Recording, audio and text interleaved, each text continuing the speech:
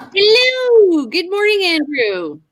Good morning, Jane. How are you? I'm well. I'm Yeah? well. How are you? Is that what you told me earlier?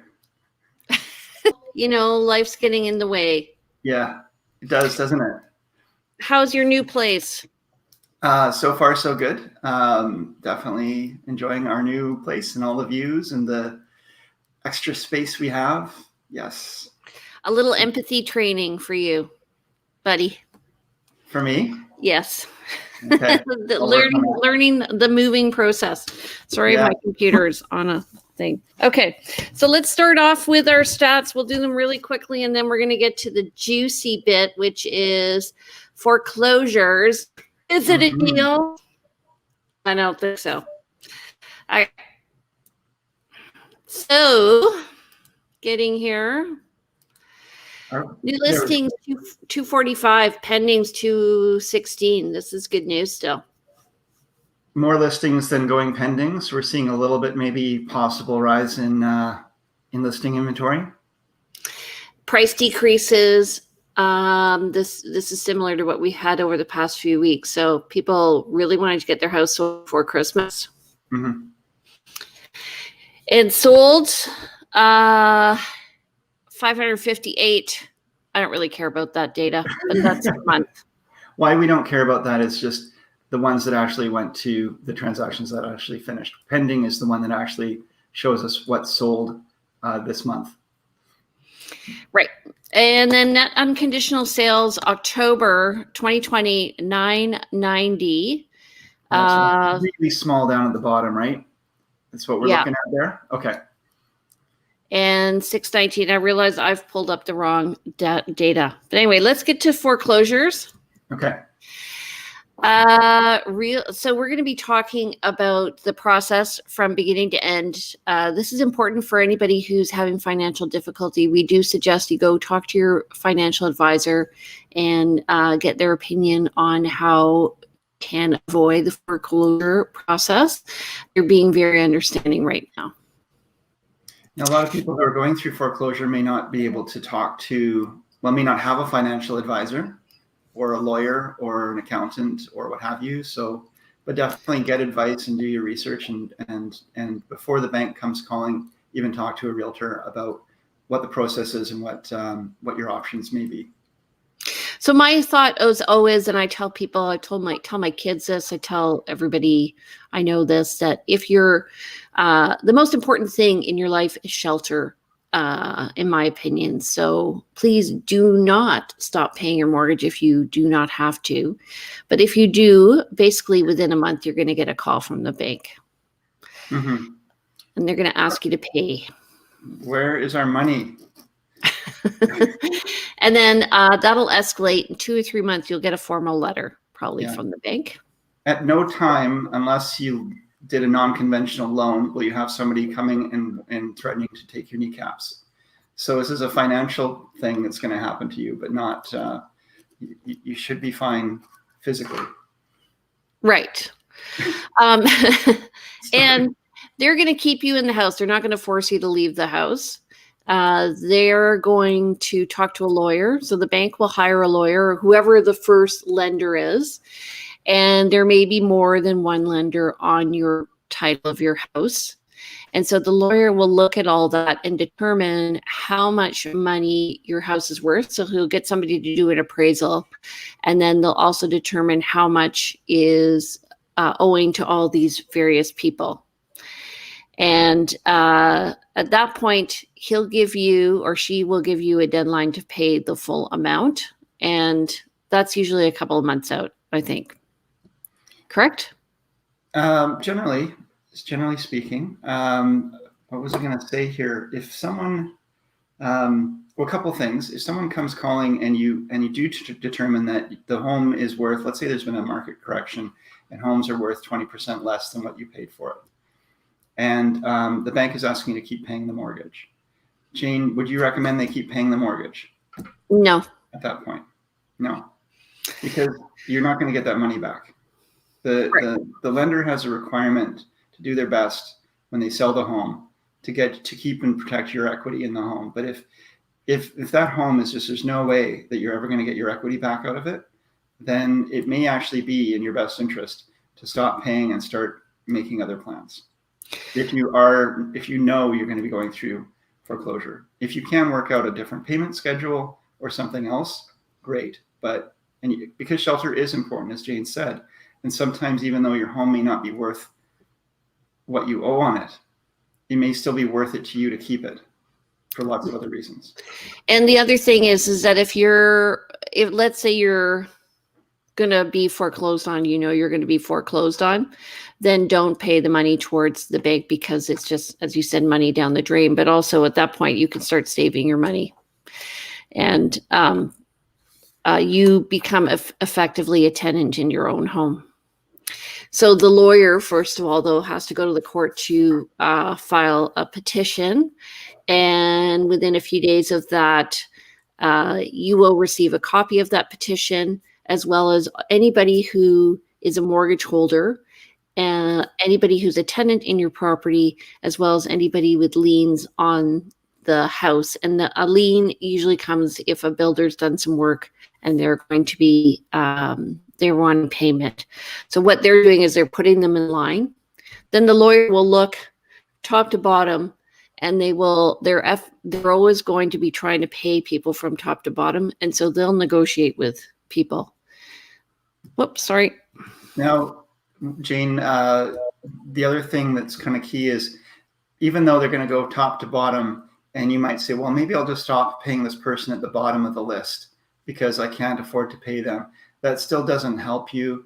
Though wherever someone is on the list, if they're not getting paid, they can apply to court for a conduct of sale. Right. Even if they're not the first person in the list. Yeah. So then the court gives the lender what's called an order nisi.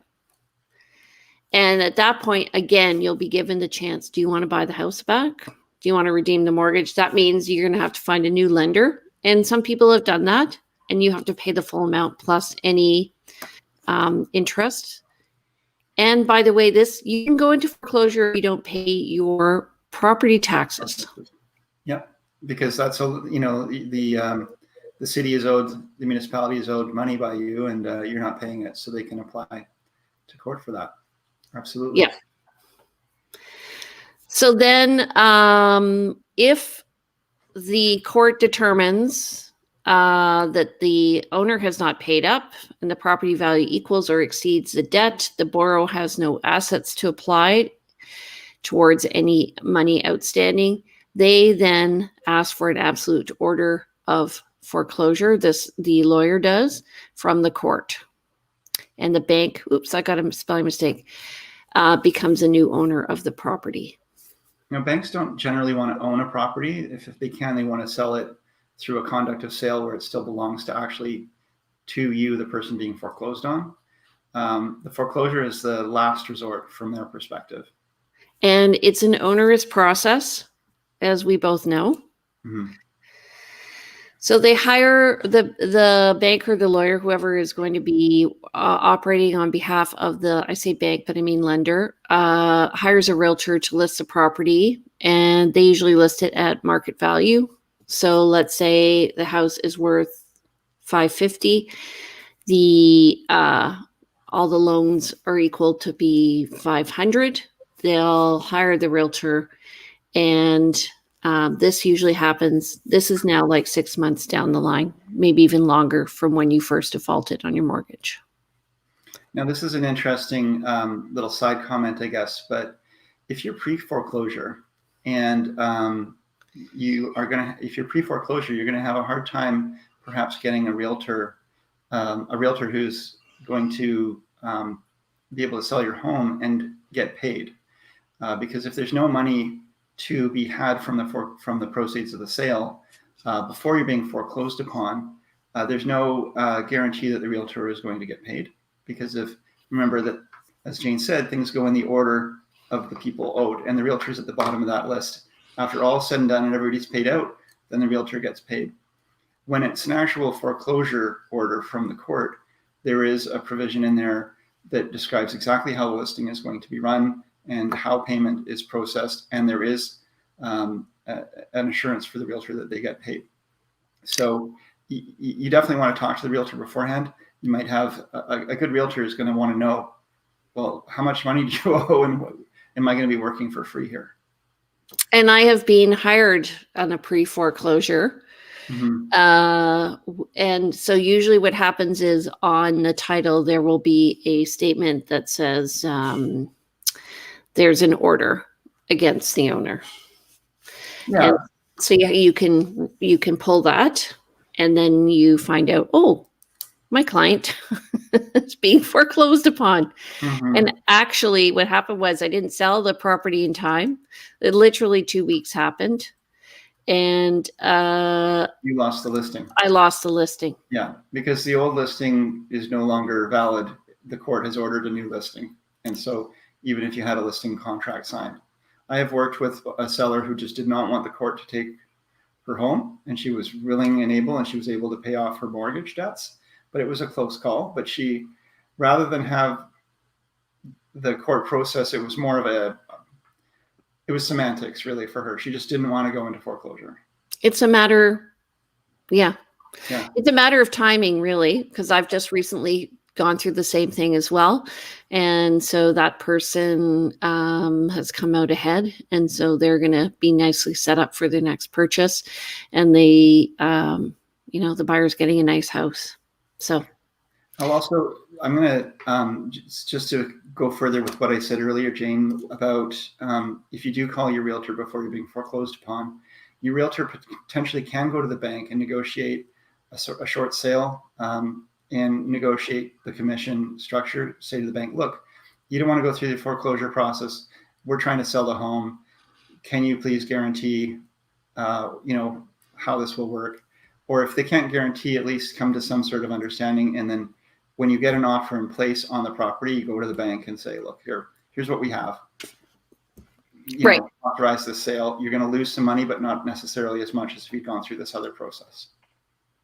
So now if the owner remains in the property and we are in foreclosure, the realtor has to give the person living in the property, who's technically now a tenant, 24 hours notice for showings, and or set up a showing schedule, just assuming that this is when it works for both the tenant and the realtors.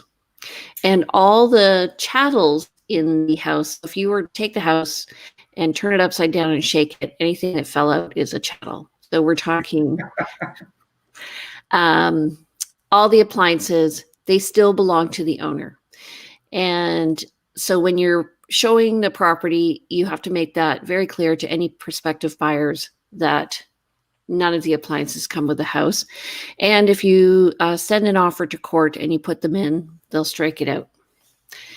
So usually they have a lot of language in the contract that says you're buying this as is, where is, multiple times, as is, where is. And Jane, I would go further than saying, if you pick up the house and shake it upside down, it's more if you pick up the piece of land and shake it and forgetting about the property, the house, because you're buying this property as is, where is. And absolutely no guarantees, warranties, anything about what you get. You're going to get that land on completion. If the house is burnt down the day before and there was no insurance, you're still paying. Right. And also, if the tenants leave anything behind, that's your problem as a buyer. So you're taking on a risk that way. Yeah, there might be a lot of junk left over. The seller may maliciously damage everything in the house before completion. They know they're going to get nothing out of it. And then on the other hand, sometimes you get a house full of goods where the seller has moved off to Mexico somewhere and never comes back. And there's valuable goods in there, but you've got to determine what, whose are those and how do you deal with that? Right. So as a buyer, when I'm showing the property, and there's two situations that I've encountered with buyers who have liked foreclosure property. So one, we liked the property as soon as it came on the market. And I think it was priced around $650 when the average sale price was $650. Mm-hmm. And so it wasn't a deal. And often foreclosures will turn buyers off because after you get an accepted offer, you can write your regular conditions. It's subject to court approval. At that point, it then goes into an auction. So at the court, if more than one buyer and their agent shows up. So the process, I just want to clarify because I heard what you said, but it's, and I know what you're saying, but it may not have come out clear. Okay. You make your offer on this property. You have a condition period that's for your own conditions, whether it's inspection or financing or review of title or what have you. Once you've removed those conditions, then a court date begins, or they set a court date for then approval of your unconditional accepted offer. Right. Okay. Yeah. So number one, you can write an offer early on in the process when Yes. the price is at market value Mm-hmm. and the house is showing well, and you write the offer, and 2 weeks later you go to court, and probably you're not going to have a lot of foreclosure buzzards hanging around looking for the carrion because it's too early in the process to get a deal for it, to feel like you're getting a deal. Yeah. So the second is, and there was a beautiful property actually, I think it's like 2007 from that was in the Highlands. And I went into that house and I thought, oh my God, I could live in this house. It was beautiful. It was a home built, I guess, by a builder. And everything they had decorated, I would have bought it. And it went into foreclosure. And what happened was everybody played the waiting game. So I think the house was priced around $900,000 at a point when $900,000 was high end. And it went down and went down and went down and went down. And I think the accepted offer price was around $650,000. Wow, it's quite a difference. Yeah. And then it went to court. So what happens is, so everyone plays the waiting game, and we tell buyers to play the waiting game because the first person to write the offer, that accepted offer is then presented to everybody when the court date, it becomes public knowledge. So at this point, this is the only time when you know what another offer is going to be. And then 2 weeks later, you go to court. So and you have time as the other agent with your other buyers to prepare and bring your best offer, knowing what the other offer is. Right. So in this case, because we knew the price of the house was $650,000, everybody thought this is a great deal because it was a beautiful home. Mm-hmm. And that offer is negotiated between the buyer's agent and the listing agent and the lawyer for the bank. And it takes longer than a regular offer because the lawyer works 9 to 5 during the week. And the buyer still does their due diligence. We kind of went ahead, but anyway, they do their due diligence. They remove their conditions. As you said, they still have their offer conditional of a court approval. Everybody's notified of the court date and the price. And then people show up in court. So, and because the price is revealed in court, let's say you have 5 groups, then anybody can write an offer, right? And what are the conditions of the offer, Andrew? The conditions of the offer on a court date, if you're competing, there are no conditions. It has to be an unconditional offer, and it has to follow the same terms and conditions as the original offer. So whatever the dates were, whatever the deposit amount was, it has to essentially be a mirror image, except it's a different set of buyers and a different purchase price.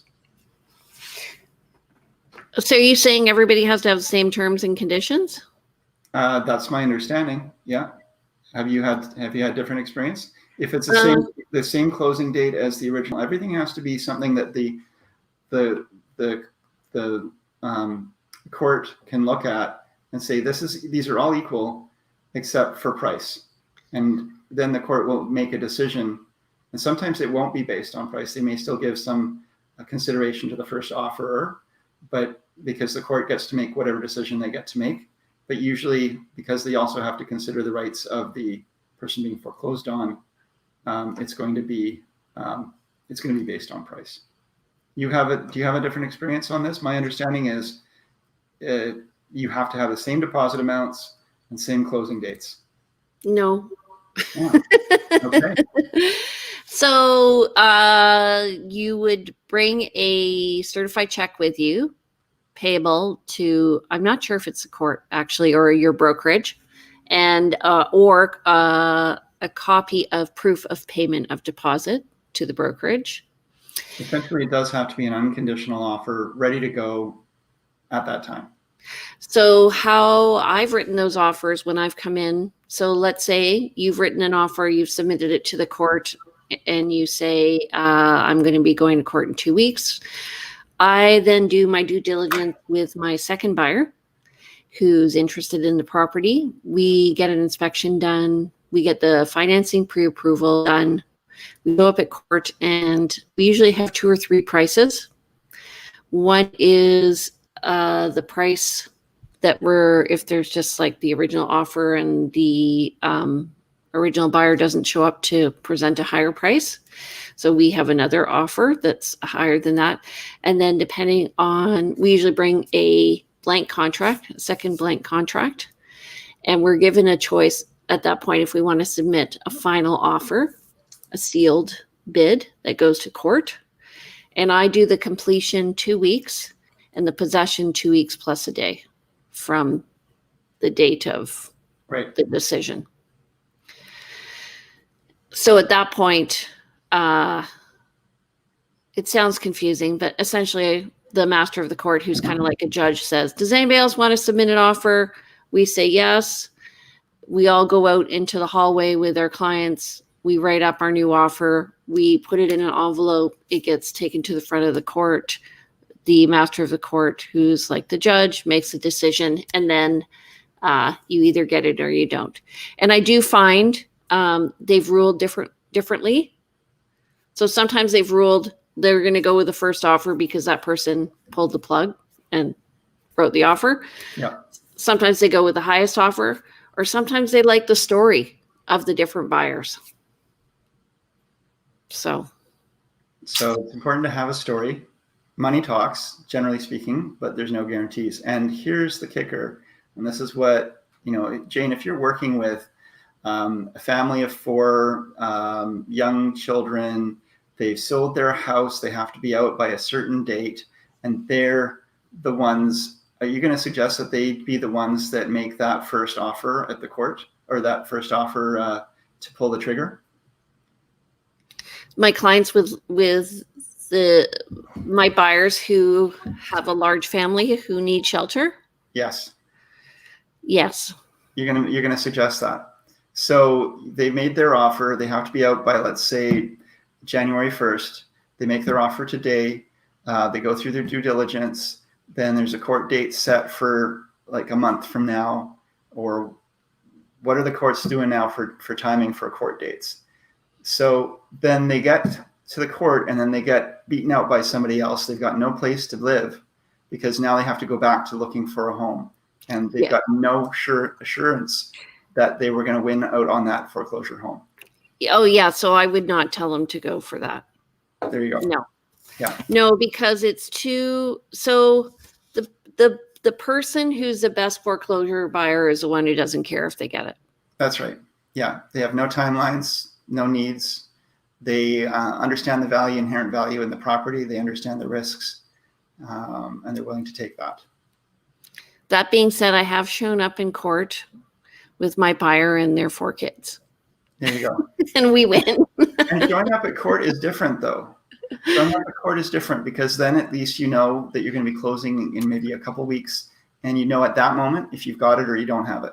Right. And those people have been Pardon me? Those people have been in a rental position. Yes. So they haven't had to buy. Right. But I would never tell anybody, if you have to buy, you do not want to buy a foreclosure. If you have to buy, you're going to be out of your home at a certain date, and are you really willing to lock yourself into the commitment once you've removed those conditions on your original purchase?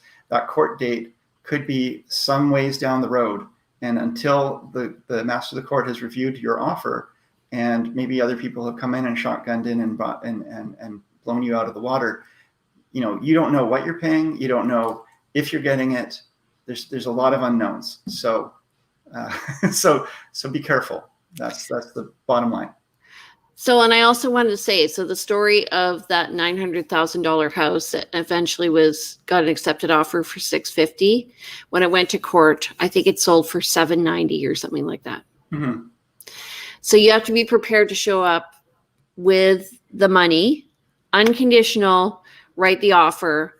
And I always tell people, if you want to buy a foreclosure, wait. Often it drags on. Every month they're going to be reviewing it with the lawyer, what the price is. It's going to go to court. And at that point, then you can go in and write your offer. Yeah. That's when when all the cards are on the table. You make a good point there, Jane, about, every month they review the listing price or any offers that are coming in. And again, they have a duty to not just sell it. Let's say it's they're owed $500,000. The place is worth $700,000. They have a duty to try to get that $700,000. They can't just accept a $500,000 offer and say, "Great, we've paid off our debts, and everybody else can, they've got to deal with it on their own." So there's going to be a process, and there is no quote deal on a foreclosure because they're going to start out based on the comparable properties. In fact, sometimes even on it, maybe a little bit high because the banks are conservative and they don't want to underbid something, and they go through a process. So I would say in a market. So let me ask you this, Jane. Leading questions here. What do you think? Leading questions from my leading man. Of foreclosures in a marketplace where there are very few foreclosures and it's a seller's market versus foreclosures where there's a lot of foreclosures going on and it's a buyer's market in terms of getting a deal?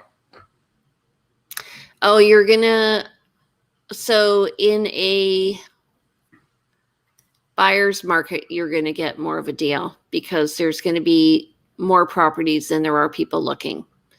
In a seller's market, likely it'll go fairly quickly. And you might have people selling pre-foreclosure as well. Yeah. The market's going up, people are getting more money for their homes. It's those markets where properties are underwater and there's a lot of foreclosures happening. And we haven't seen that for a while. It's possible we'll see it again. But right now, and for the pretty much into the distant past, as long as I've been in real estate, I've not really seen a time where I thought this is a great time to be buying a foreclosure. Very, very seldom would I say this is a great time versus a time where it's truly a buyer's market. People are having a hard time getting rid of their homes, and there's a lot of foreclosures. Then you've got people there's limited money in the field to buy these properties. There's some good deals to be had. Yeah, and I found a lot of people shy away from buying foreclosures as well. They just don't like the feeling of pushing somebody out of their home. That's how they feel emotionally about it all. Yeah. As I said, the best person to buy a foreclosure is somebody probably who just wants, who's looking at it as a business decision, and likely they're going to fix it up and flip it. And the last foreclosure I went into, the other thing is the house even saleable or insurable? Yes. So there was a house in Esquimalt recently, a half duplex that I went and showed, and I think there was one functioning toilet. The person who lived there was a hoarder. They'd ripped out tons of carpet. Structurally, the house was good, actually, in the inspections, but a lot of people just didn't go for it because they just looked at it and they thought, oh my God, it's too much work. But the person who buys it is going to make money on it because they will have to be an all cash buyer. Yeah. Because there are definitely a lot of homes out there foreclosed on that were built, let's say, without the huge additions, without permits, grow-ups, various stigmatisms that could affect your resale value. These are again sold as is, and you don't always know the backstory unless you do a lot of research. Exactly. And so when you're looking at a foreclosure, I think the less emotion, the more business. Sometimes it's not your fault that you're in foreclosure. Absolutely. people feel like there's shame, especially now with what's happening with COVID. I don't think there's any shame whatsoever. So, just understand that we're here to help you. We'll walk you through the process. If we can get your house sold before it goes into foreclosure, that's the best thing. It's the tidiest way, and you'll end up with the most amount of money. Mm-hmm. If you know that you're in trouble, again, be open and honest with us about what your financial troubles are so that we can price your house accordingly. And if we can, maybe even underprice it a little bit so we get more action on your property, that might actually bring up the number of people offering. Right. Which then brings up your price. And it's counterintuitive to some people to say we want to list your home at under market value. But in a market as we're experiencing today, the risk is very low because you're likely to get multiple offers above your asking price, and it will set the value. Your value will get there. So, definitely. Do you have anything else you want to say on that? I had something, but it came and went. Foreclosures are, if you are selling pre-foreclosure, it'll come back to me. Okay. So what's your feeling on how the market's doing? So, circling back to the stats we saw, one of the things I noted in the most recent weekly stats is we have a lot of listings coming on, more than we did last year. For, intuiting, we're about halfway through the month, and we've definitely got more than half of the new listings coming on. I think we are still a busy market. I'm really encouraging folks to buy and sell right now. People I would normally suggest that they wait. I'm definitely saying, go for it. I just had a listing last week. We ended up with 18 offers on the property. So that was... what was the price point? Price point, house in Langford with a suite, $729 asking price. Yeah. So it was a good price point. There was some work to be done on the home. And, in terms of, there was some work to be done, but it definitely, there's scarce out there. So one of the things I'm telling people is, you better have a place to go to. Mm-hmm. Because I've been working with a couple of buyers right now. We don't have a place to take them. And it's stressful for them. I'm putting them in touch with rental property managers and, pulling all the strings I can to find them accommodation.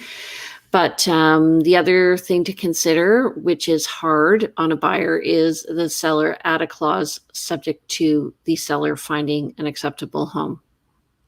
Yeah, that's definitely a piece that sellers are trying to protect themselves with. And buyers won't always take that. But in this kind of market, again, the sellers can ask what they want for the buyer to say, sure, yes. So today, that kind of thing works. Yeah. Okay, so next week, what do you want to talk about? Oh, I thought about thinking about this, and I didn't think about it. That's very deep. I thought we could potentially have my staging friend come on and do some pre and post. And we mentioned the other day about landscaping and preparing the outside of your house. So now's a good time to start working on that. So I was thinking possibly I could get that guest in either or. So do you want me to work on that? Work on that, and then we'll I guess we'll figure out which one it will be. It's going to be a surprise next week. But getting your house ready for the spring market, now's the time to do that. So both inside and out. And we'll just be focusing on making your home the most saleable, just helping you get it prepped. So, and what does that mean in terms of pre-packing for your new home? Yeah, absolutely. Okay, so if you're watching on YouTube, please subscribe to our channel so that you can watch us. It's right here. Thank you. I'm Jane Johnston with the Briar Hill Group from Remax Camosun for He Said, She Said, They Said, and I'm with Andrew Plank with Royal LePage for He Said, She Said, They Said. Okay, everybody. Have a great day. We'll see you next Monday at 10 a.m. Always fun, Jane. Thanks so much. Bye, everybody. Okay. Bye.